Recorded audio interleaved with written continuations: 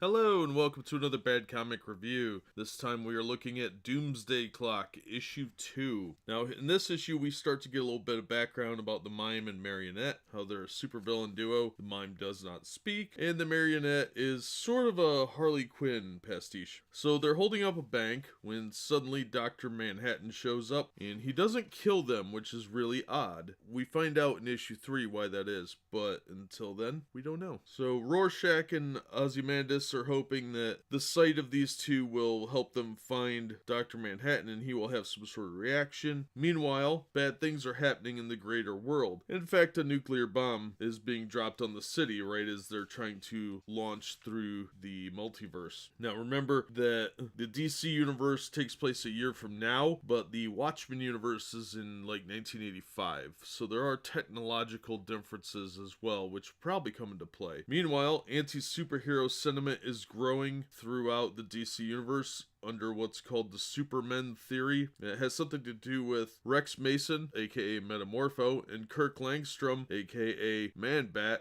being somehow tied to the Department of Metahuman Affairs, and there's apparently a theory that metahumans are being manufactured because there are so many of them in the US and nobody can explain why, which probably ties into the presence of Dr. Manhattan. But all these people came about after Superman appeared, so the Superman theory has something to do with like an arms race conspiracy theory of some sort. Well, it also appears that Batman may lose his company if LexCorp takes them over, and there's a good possibility that he will be voted against if the company is given a bid, and the board will overrule him. But Bruce has other problems. Well, the Night Owl ship appears in Gotham City and crash lands into an old amusement park. You can kind of guess where that's going. And Ozymandias and Rorschach handcuff Marionette and Mime in the ship, and they go to the Gotham Public Library where they decide to do some research. They find out who the two smartest people are, which is Lex Luthor and Bruce Wayne, and they decide to split up. Rorschach's going to go to visit Mr. Wayne, and Ozymandias is going to go visit Luthor. Now, Rorschach's not stupid, and he quickly discovers his way into the Batcave, where a very annoyed Batman is going to find him. And Luthor is having a chat with Ozymandias, but it doesn't go quite according to plan. See, Rorschach starts to think that Batman might be a psychotic, and Ozymandias gets a visit from an old friend who's supposed to be dead, and that's where the issue ends. Now, in the back, it's important to read the little news articles that are featured because they do play in quite a bit to what's going on and give you a little bit more context and a little taste of what's to come. There is definitely something going on that I think is probably actually going to be revealed to be an alternate DC universe or stuff they're setting the stage for in the main DC universe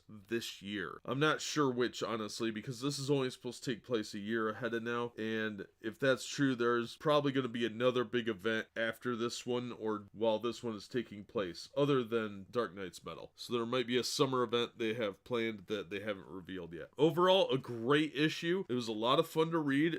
This one was a little bit more plot driven, not a whole lot of action, but there is some. It's written by Jeff Johns with Gary Frank illustrator, Brad Anderson colorist, Rob Lay letterer, Amy Brockway Metcalf the back matter design. Gary Frank and Brad Anderson did the cover and variant cover. Brian Cunningham was the editor, and Amadeo Totoro was associate editor. I thought they all did a great job. It was a very interesting book. So if you haven't purchased these yet, I highly recommend getting the single issues. I think this has real potential to be a classic. But until next time, that's going to do it for this one. As always, thank you so much for listening and supporting the channel. Be sure and hit like, share, and subscribe, and we hope to see you on the next one.